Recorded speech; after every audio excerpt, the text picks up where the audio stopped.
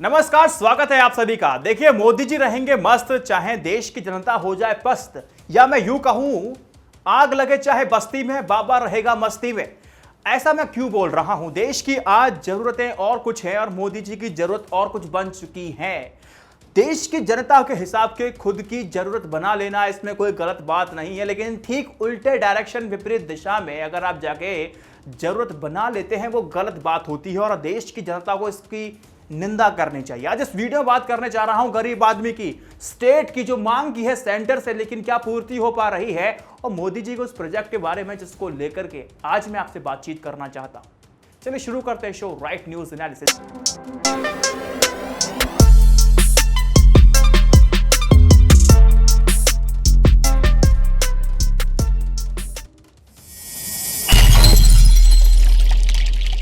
देखिए, इस लॉकडाउन के चलते आप सभी को पता है किसी भी तरह की प्रोडक्शन नहीं है, कोई फैक्ट्री खुली नहीं है, कोई मैन्युफैक्चरिंग हो नहीं रही है, तो स्टेट के पास आने वाला जो रेवेन्यू है वो हो जाता है शॉर्ट। उनके पास किसी भी तरह की कमाई नहीं रह जाती है। अब ये लोग आसक्त हो जाते हैं केंद्र सरकार के ऊपर कि ये उनको देंगे वित्तीय सहायता। अब मैं आपको एक एग्जांपल देना चाहता हूं कि स्टेट की हालत कितनी बदतर हो चुकी है कि अब उन्हें फाइनेंस करना पड़ रहा है, लेना पड़ रहा है अपनी स्टेट की जरूरतों को पूरा करने के लिए। जब मोदी सरकार से मदद मांगी जाती है तो क्या होता है, उस सिलसिले को समझाता हूं। लेकिन आज यहां कुछ 5 स्टेट की बात करूंगा। शुरुआत करना चाहूंगा मोदी जी के गुजरात से। उनके पास सारा पैसा खत्म हो चुका है, किसी भी तरह का कोई भी अर्निंग का कोई स्रोत नहीं है, पूरा डिपेंडेंट हो जाते हैं केंद्र सरकार पे, वहां से वित्तीय सहायता इनको मिले। हालत इतनी बुरी हो चुकी है कि गुजरात सरकार को 2100 करोड़ रुपए का लोन लेना पड़ा है 7.5% पर, और हर महीने उनको 3100 करोड़ रुपए चाहिए ताकि 5 लाख लोगों को तनख्वाह दी जा सके, प्लस 1500 करोड़ रुपए और चाहिए होंगे ताकि पेंशन को दिया जा सके, वो भी उधार लेने पड़ेंगे। मोटा मोटा आंकड़ा मैं आपको बता रहा हूं कि अब उधार लिया जा रहा है क्योंकि स्टेट के पास उसका जो खुद का फंड है वो बिल्कुल नहीं बचा है। और छोटा सा एग्जाम्पल मैं आपको दूं कि गुजरात में टोटल नंबर ऑफ फैक्ट्रीज हैं 34,000, जिसमें 17 लाख लोग एम्प्लॉयड हैं। ऑर्गेनाइज सेक्टर में अगर आप देखेंगे तो वहां कुछ 38 लाख लोग एम्प्लॉयड हैं, और वहीं पर अनऑर्गेनाइज सेक्टर में देखेंगे, असंगठित क्षेत्र में देखेंगे तो मात्र 1.5 करोड़ लोग वहां पर एम्प्लॉयड हैं, उनको रोजगार मिलता है, जिसके चलते लॉकडाउन के चलते उनका राशन पानी खाना सब कुछ बंद हो चुका है। यह बात आपको समझनी होगी। और गुजरात के जीएसडीपी की बात करूं, यानी कि ग्रॉस स्टेट डोमेस्टिक प्रोडक्ट, उसकी एवरेज मंथली जो जीएसडीपी होती है 1.25 लाख करोड़ की होती है। लॉकडाउन के चलते अब यही घट करके 70 से 1 लाख करोड़ होने वाली है, यानी कि बहुत बड़ा नुकसान गुजरात की सरकार को होने वाला है। ये आप सभी को पता है कि सबसे बड़ा इकोनॉमिक रिलीफ पैकेज अगर दिया था वो केरला की सरकार ने दिया था 20,000 करोड़ का अपने देश की जनता को, लेकिन लॉकडाउन के बढ़ जाने के बाद उनकी इकोनॉमी एक तरह से धराशायी हो चुकी है। सारे फंड खर्च हो चुके हैं, खत्म हो चुके हैं। अब देश की जनता को रिलीफ दे सके उनके पास नहीं है पैसा। उसके लिए केरला सरकार लेती है 6,000 करोड़ रुपए का कर्ज, 15 साल के लिए लिया जाता है 8.96% के ब्याज दर पे। अब आपको एक छोटा सा इंसाइट में दे दूं, लॉकडाउन के चलते केरला की इकोनॉमी 21 दिन के लिए अगर बंद की गई थी तो 36,819 करोड़ रुपए का लॉस हुआ था। अब सरकार ने 19 दिन का लॉकडाउन और बढ़ा दिया तो ये बढ़कर के 70,000 करोड़ का हो जाता है, यानी कि पूरे अगर केरला के जीएसडीपी को देखेंगे, ग्रॉस स्टेट डोमेस्टिक प्रोडक्ट में 82% का लॉस आया है, जिसकी वजह से सारे तरह का जो फंड है केरला का लगभग समाप्त हो चुका है, और केरला के पास नहीं है कुछ भी इस समय। अब सरकार से मदद की मांग की है, लेकिन सरकार की तरफ से सांत्वना उनको नहीं मिला है। अपील की जा रही है, लेकिन अपील क्या है और किस तरह की कमाई होती है ये मैं आपको बताऊं, लेकिन उससे पहले मैं बता दूं कि राजस्थान, छत्तीसगढ़ और पंजाब के जो सीएम है उन्होंने भी गुहार लगाई है कि वो जरूरी इकोनॉमिक एक्टिविटीज को रन करने के लिए परमिशन दे दी जाए सेंटर के द्वारा, क्योंकि उनके स्टेट के पास पैसा खत्म हो चुका है, पैसा नहीं है। इकोनॉमिक रिलीफ पैकेजेस अगर देने की भी घोषणा करनी है, उनके पास पैसा इतना भी नहीं है कि वो अपने एम्प्लॉयज को पैसा दे सके। पूरा तरह से खजाना खाली हो चुका है, वित्तीय सहायता चाहिए। एग्जाम्पल दूं छत्तीसगढ़ का, तो जो सीएम है महेश बघेल, उन्होंने सरकार से बोला है कि उनको उनके राज्य को तत्काल 30,000 करोड़ रुपए का फंड दिया जाए, जिसमें 10,000 करोड़ तत्काल रूप से दे दिए जाए, क्योंकि सारा फंड खत्म हो चुका है। क्योंकि इकोनॉमिक एक्टिविटीज आकर के रुक जाती है, थम जाती हैं। जो स्टेट का जो मेन तरीके से जो कमाई होती है वो आप सबको पता है, वो पेट्रोल की कीमत पे लगने वाले टैक्स पे होती है, डीजल पे होती है, एल्कोहल से बहुत अच्छा खासा रेवेन्यू जनरेट करते हैं, आप मैन्युफैक्चरिंग सेक्टर से अच्छा खासा जनरेट करते हैं, प्रॉपर्टी की रजिस्ट्री पे अच्छा खासा जो रेवेन्यू आता है स्टेट के पास जाता है। एक मेजर रेवेन्यू की बात कर रहा हूं। इस लॉकडाउन के चलते सभी तो बंद है, और आप सभी को बता दूं कि 80% जो रेवेन्यू आता है जीएसटी का, वो नॉन असेंशियल कमोडिटीज से आता है, नॉन असेंशियल गुड्स से आता है, जो कि इस समय पूर्ण रूप से बंद हो चुके हैं। अब नॉन एसेंशियल कमोडिटीज की दोबारा से खरीद फरोख्त के लिए सरकार से मांगी गई है परमिशन, कि आप परमिशन दे दीजिए, क्योंकि फंड हमारे पास है नहीं। क्योंकि 20% जो इस समय जो एसेंशियल कमोडिटीज की परमिशन सरकार के द्वारा दी गई है वो नाकाफी है, उससे बहुत ज्यादा रेवेन्यू सरकार के पास नहीं आता है। उसकी है दो वजह, या तो बहुत सारी जो गुड्स हैं वो तो एक तरह से देखेंगे टैक्स फ्री है,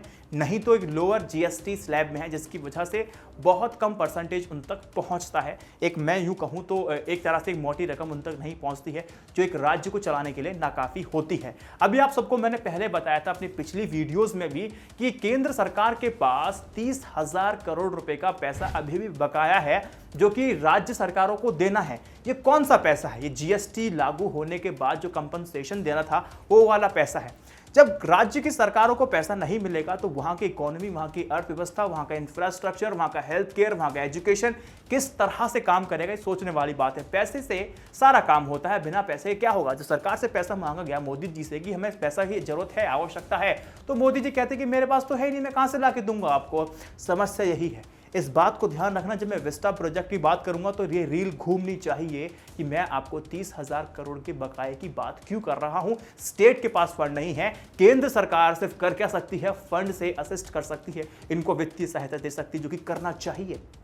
अब कुछ लोग ये कहेंगे कि मोदी सरकार कम से कम इकोनॉमिक रिलीफ पैकेजेस दे तो रही है, लेकिन मैं आप सबको बता दूं वो नाकाफी है।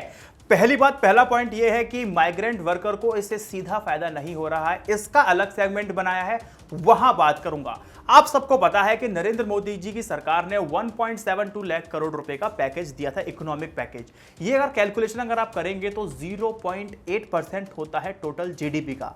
अमेरिका लगभग 10% देता है इकोनॉमिक रिलीफ पैकेज अपने देश की जनता के लिए, और वहीं सिंगापुर की तरफ जाएंगे वो भी कुछ 6 से 7% का रिलीफ पैकेज देता है अपनी देश की जनता के लिए, और भारत सिर्फ 0.8% देता है। अगर आप इसको और तलाशने की कोशिश करेंगे, इसको और रिफाइन करेंगे, मैंने अपने पिछले वीडियो में बताया था कि आपको जो 1,72,000 करोड़ का रिलीफ पैकेज आपको दिखाई दे रहा है, असल में सिर्फ 1 लाख करोड़ का है। अगर और आप जाएंगे और इन डेप्थ अगर जाके इसका कैलकुलेशन करेंगे तो आपको समझ में आ जाएगा कि जो नया पैकेज मोदी सरकार के द्वारा अनाउंस किया गया है, जो नया फंड है, वो मात्र 73,000 करोड़ है, यानी कि टोटल जीडीपी का 0.4%। बाकी का जो बजट था उसमें से ही इन्होंने एडजस्ट करके आपको दिया था। यहां पर बात आपको समझनी होनी चाहिए। बहुत सारे इकोनॉमिस्ट के मैंने पढ़े हैं, मैं एडिटोरियल पढ़ता रहता हूं, बिजनेस स्टैंडर्ड आप लोग पढ़ सकते हैं, द इंडियन एक्सप्रेस पढ़ सकते हैं। वहां कहा जा रहा है कि इस पूरे डिजास्टर को रोकने के लिए, काबू करने के लिए, ये जो नौकरियां लोगों की बची रहे, तो सरकार को एक अतिरिक्त कदम उठाना पड़े, कम से कम 3 से 4% टोटल जीडीपी का इकोनॉमिक रिलीफ पैकेज देना होगा। दूसरा एडवाइस ये दी गई है, जितने भी एमएसएमईज हैं, जो लघु उद्योग हैं, अब उनको भी एडिशनल बेनिफिट दिया जाए। जैसे कि उनके पास कोई अगर लोन है तो उनको कहा जाए कि आप 12 से 18 महीने बाद पे कर सकते हैं, ताकि एनपीए के चक्कर में ये लोग ना फंसे, नौकरियों से लोगों को ना निकालें, नौकरियां भी सेफ रहेंगी। ये पैकेज भी आपको बढ़ाना होगा। और आप सभी की जानकारी के लिए बता दूं कि देश में इस समय 10 करोड़ एमएसएमईज हैं, जिसमें 30 करोड़ लोग एम्प्लॉयड हैं, रोजगार मिलता है। और वहीं जो बड़ी बड़ी बिल्डिंग्स आपको दिखाई देती है, कॉर्पोरेट आपको दिखाई देते हैं, वो मात्र 1 करोड़ लोगों को नौकरियां देते हैं। तो मोदी सरकार का थोड़ा फोकस होना चाहिए इस एमएसएमईज की तरफ। इसीलिए मैं कहता हूं कि एमएसएमईज की तरफ थोड़ा खासा ध्यान दिया जा सके, ताकि इन करोड़ों लोगों की नौकरियों को बचाया जा सके। क्योंकि हमने देखा है इस लॉकडाउन के चलते कई सारे मीडिया हाउसेस ने लोगों को फायर किया, क्योंकि पैसे की तंगी, आर्थिक कमी है आपके कहने के बावजूद। तो इकोनॉमिक पैकेज जब आप दें तो इस बात का ध्यान रखें। अब आता हूं मैं प्रवासी मजदूरों की तरफ। माइग्रेंट वर्करों की तरफ कि उनसे आपको क्या सीखना है और इकोनॉमिक पैकेज का जो रिलीफ है उनको बेनिफिट क्यों नहीं मिलता है वो भी समझ लीजिए आप सभी। पहले आपको यह पता होना चाहिए कि आखिर ये माइग्रेंट वर्कर होते कौन हैं। रेलवे का आंकड़ा अगर मैं आपको दूं 2016-17 का, तो रेलवे साफ तौर पे कहता है कि 90 लाख लोग ऐसे हैं जो अपने राज्य से दूसरे राज्य जाते हैं काम, रोजगार और अपनी नौकरियों के लिए। माइग्रेंट वर्कर का मतलब हो जाता है ये। आप में एग्रीकल्चर सेक्टर, मैन्युफैक्चरिंग सेक्टर और आपका गारमेंट हो जाता है, माइनिंग सेक्टर, इन सब में सबसे ज्यादा देखेंगे लोग ये माइग्रेंट वर्कर ही होते हैं जो इस सेक्टर को चला रहे हैं। बिना इन लोगों के इन सेक्टरों की कल्पना नहीं कर सकते हैं। अगर इन लोगों के बिना इन सेक्टर को चलाने की कोशिश की जाएगी तो आपने खेतों में देखे होंगे ना, जो खड़े होते हैं ऐसे, मैं नाम बोल रहा हूं, मुझे कमेंट सेक्शन में बताना, बिल्कुल ऐसी हो जाएगी, स्टैंड एंड स्टिल ऐसी हो जाएगी। तो अब कितना अहम योगदान प्ले करते हैं हमारी इकोनॉमी के लिए आपको समझ में आ गया होगा। लेकिन नरेंद्र मोदी की सरकार नियत कैसी थी, कैसी नहीं थी? अच्छी थी, मैं तो मान के चलूंगा, अज्यूम कर रहा हूं अच्छी थी। तो लेकिन इनको डायरेक्ट बेनिफिट नहीं मिल रहा है। क्यों नहीं मिल रहा है समझ लीजिए। हम मान के चल रहे हैं कि इनके पास राशन कार्ड है लेकिन दूसरी सिटीज में फंसे हुए हैं लॉकडाउन के चलते, क्योंकि जा नहीं सकते, आ नहीं सकते, सारी सवारियां बंद हो चुकी हैं। लेकिन सरकार ने इकोनॉमिक पैकेज दे दिया है, इनको एडिशनल फूड ग्रेन नहीं मिलेगा। सरकार ने मनरेगा में पैसे बढ़ा दिए हैं लेकिन इन माइग्रेंट प्रवासी मजदूरों को इसका फायदा नहीं मिलेगा कि जब तक ये अपने शहर वापस लौट के नहीं चले जाते हैं। स्थिति बहुत भयानक है, सरकार को भी सोचना चाहिए। Last but not the least, उसमें यह भी कहा गया है कि जो लोग कंस्ट्रक्शन में काम कर रहे हैं उसमें ज्यादातर लोगों को बेनिफिट नहीं मिलने वाला है, क्योंकि कंस्ट्रक्शन साइट पे हम लोग देखते हैं ज्यादातर महिलाएं काम करती हैं और वहां रजिस्ट्रेशंस जो होते हैं बहुत ही लो होते हैं। जब तक आप रजिस्टर नहीं होंगे तो सरकार के द्वारा दी गई आपको जो सहायता है नहीं मिलेगी। आपने शायद आज पेट भर के खाना खा लिया होगा, क्या इन मजदूरों ने खाया है? एक बार स्वप्न में भी सोचने की कोशिश करना और वो स्थिति सोचने की कोशिश करना कि हम अगर 2 दिन खाना भी नहीं खाएंगे तो किस तरह की बेचैनी हमें होने लगती है। लेकिन नरेंद्र मोदी सरकार की एक बहुत ही महत्वाकांक्षी, या मैं कहूं एक ड्रीम प्रोजेक्ट है विस्टा प्रोजेक्ट।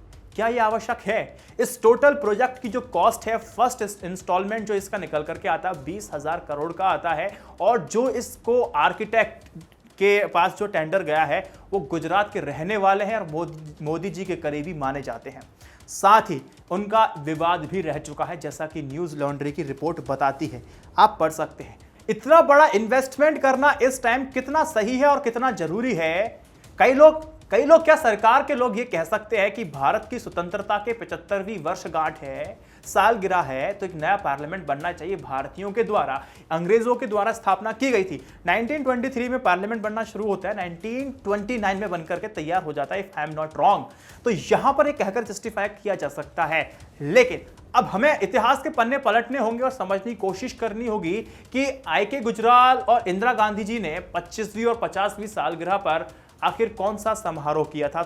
अगर आप कंपेयर दोनों को करेंगे तो आपको समझ में आ जाएगा कि फिजूल खर्ची कहते किसे है और देश की आवश्यकता है क्या और मोदी जी ने बना क्या ली है। मोदी जी का यह ड्रीम प्रोजेक्ट कहा जाता है, एक महत्वाकांक्षी प्रोजेक्ट कहा जा रहा है। महत्वाकांक्षी प्रोजेक्ट एक शी जिनपिंग, उनका भी है 1 बेल्ट 1 रोड वाला।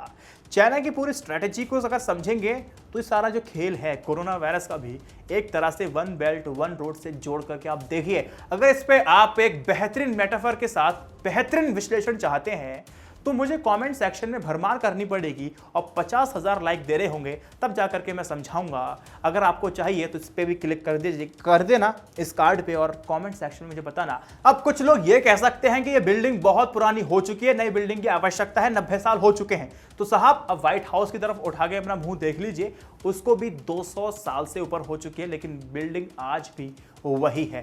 और साथ ही जो अमेरिका का पार्लियामेंट है जिसको कैपिटल बिल्डिंग कहते हैं, उसको भी 200 साल हो चुके हैं। यानी कि जो पार्लियामेंट बनता है अमेरिका का वो 1793 में बनता है और 1800 में बनके तैयार हो जाता है, और आज भी उसका बाहर से स्ट्रक्चर आप देखेंगे बिल्कुल वही है। लेकिन नरेंद्र मोदी जी को एक नई बिल्डिंग चाहिए। क्यों चाहिए? इतना पैसा क्यों बर्बाद करना? क्योंकि हमारे इकोनॉमी को रिवाइव होने में पूरा 1 साल तो लगेगा, लेकिन पटरी पे आने के लिए 2 से 4 साल लग जाएंगे। लोगों की नौकरियां जा रही हैं। आपको सोचना है, पैसे का सदुपयोग करना है, दुरुपयोग नहीं करना है। ऑल इन ऑल अगर मैं कहूं तो आपको समझ में आ गया होगा कि नरेंद्र मोदी जी की जो विस्टा प्रोजेक्ट है ये इतना जरूरी है या फिर इकोनॉमी को सुधारना जरूरी है। क्योंकि अगर इकोनॉमी नहीं सुधरेगी तो साहब आज आपके पिताजी के पास इनकम तो आ रही होगी ना, वो भी कल शायद आना बंद हो जाए। अगर आप सरकारी हैं तो इनके पास एक चारा ये भी होता है कि ये फाइनेंशियल इमरजेंसी लगा करके सरकारियों के भी पैसे काटना शुरू कर देंगे, इनकी सेहत पे कोई असर नहीं पड़ेगा। आपसे सिर्फ एक ही सवाल पूछ रहा हूं कि विस्टा प्रोजेक्ट पर सरकार का पैसा लगाना कितना फिजूल खर्ची आपको लगता है, मुझे कमेंट सेक्शन में मुझे बताइएगा। अब सरकार के द्वारा अनेक प्रकार की जो घोषणाएं की जा रही हैं, क्या उसका डायरेक्ट बेनिफिट या लाभ उनको मिल रहा है, इसका सवाल अगर तलाशेंगे, जवाब इसका तलाशेंगे तो वीडियो मुझे बहुत लंबा दिखाई दे रहा है, फिर कभी बात करेंगे। वीडियो को शेयर तो कीजिएगा। i9 न्यूज़ इंडिया की जर्नलिज्म को सपोर्ट करने के लिए आप इंस्टा मोजो पे जा सकते हैं, यूट्यूब मेंबरशिप ले सकते हैं, पेट्रियन मेंबरशिप ले सकते हैं। वीडियो को शेयर कीजिएगा। चैनल पे वीडियो चाहिए तो मुझे कमेंट सेक्शन में बताइएगा। जय हिंद, वंदे मातरम। Stay updated, stay educated. सत्यमेव जयते।